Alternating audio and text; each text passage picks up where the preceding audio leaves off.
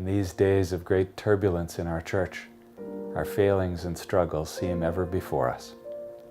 Those of us in leadership in the church are being called to integrity and to conversion, rightly so. Indeed, that is a call that the Lord extends to all of us, to be grounded more humbly and simply in the gospel message, and to live what we proclaim. In the tumult of the moment, we might be tempted to distance ourselves from our faith. But it is precisely at the heart of that faith that we find a way forward with integrity and hope. When God in Jesus chose to become human, He entered precisely into a world marked by turbulence, oppression, and injustice, and He loved us there. When Christ died for us, He embraced in the deepest way possible a broken, wounded, and wounding humanity. When He rose from the dead, His weary and discouraged disciples were amazed to see and learn that God is doing for us what we cannot do for ourselves, transforming death into life and despair into hope and sadness into a profound joy. Enlivened by the Spirit, our faith gives us the resources to rebuild our church, to learn again and again how to reach out in compassion, to protect and uphold the dignity of every human being. Our faith reminds us that God is with us and with every needy, marginalized, and wounded person, and will not abandon any of us.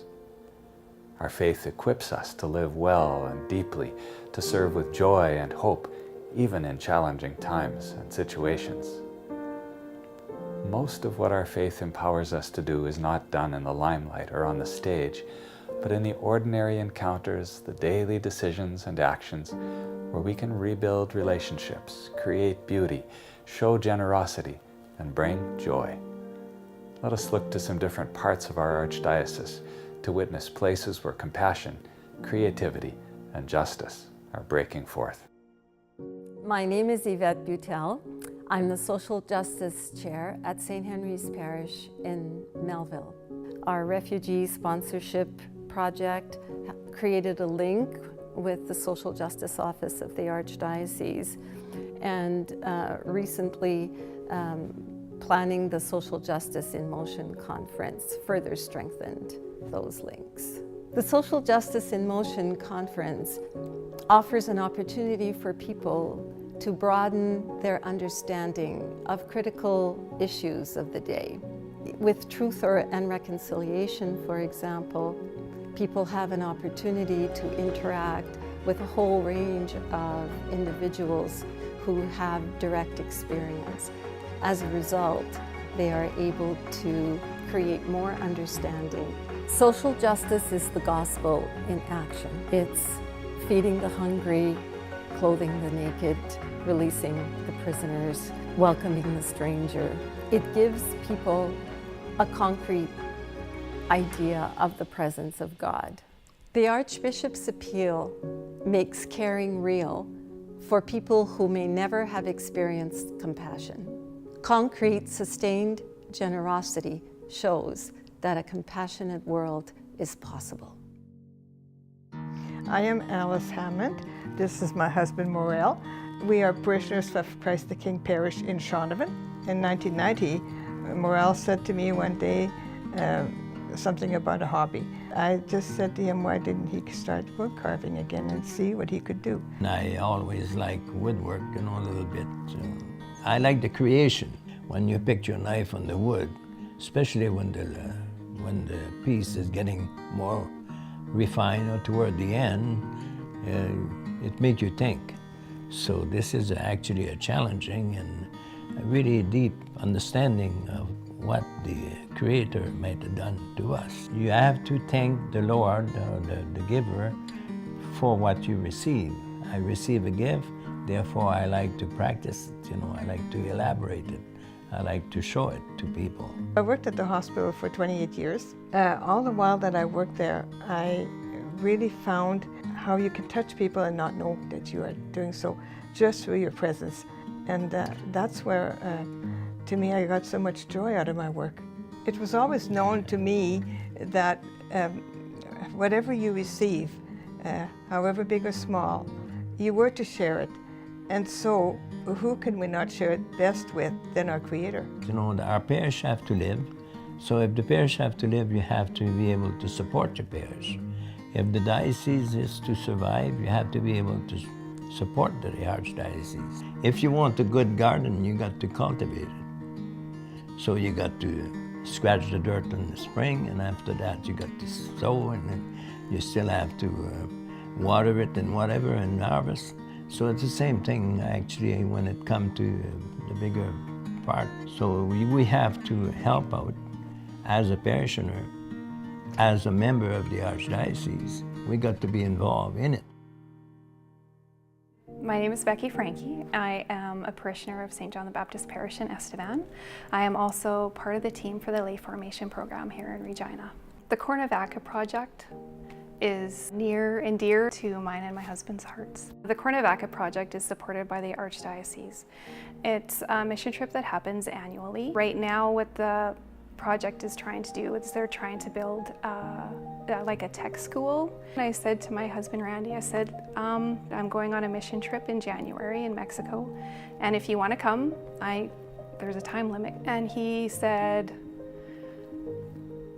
okay, I guess I'll go. And I think that was mostly fear for me, just jumping in and saying yep and not knowing what is going to happen.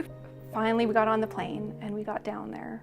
And then when we got out to Huayapan on the land and we started working, his light just, it shone so bright. But when you put yourself outside of your comfort zone and your intent is on doing good in love, there's grace and light and so much awesomeness in that. And for me to be able to help him find that, that's a proud moment for me. To be joyful in hope is finding the gifts that God has given and knowing what they are and then being able to use them. Donating is so important. You don't know whose prayer you're going to answer. The people around you who receive, you don't know how much it means to them. Yvette, Becky, Moril, and Alice all help to bring both joy and hope to others through their lived faith and through their generous sharing of themselves. They help point us to the church we are ever striving to become, a church in dialogue, listening, trying to heal the wounds of those around us, to create beauty, to speak a word of hope. They and thousands of people throughout the Archdiocese are working to enliven our parishes, to make them places that proclaim and live by the hope and joy that comes to us in Christ. In his letter to the Romans, St. Paul invites us to let our love be genuine, to overcome evil with good, to be joyful in hope, patient in suffering, constant in prayer, humbly reaching out to those in need. The theme for this year's appeal comes from this passage: be joyful in hope.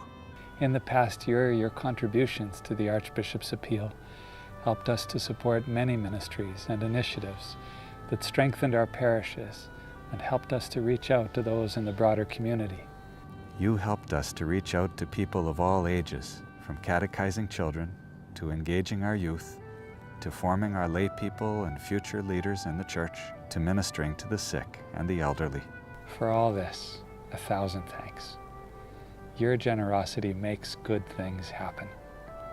And as I look forward to this coming year, I hope we will continue to become a more transparent church, a more honest church, more a church reaching out, a church bearing hope and joy. You can help us achieve these goals by supporting this year's Archbishop's Appeal. A mailing should be coming out to most of you soon. There will be brochures in the back of your church, and you will be hearing more about the ministries supported by the appeal from your pulpits. We continue to rely on your support and are ever grateful for your willingness to generously share your time and resources so that our church can better fulfill its mission to be a bearer of hope and joy in a world in need of both. Thank you, and God bless.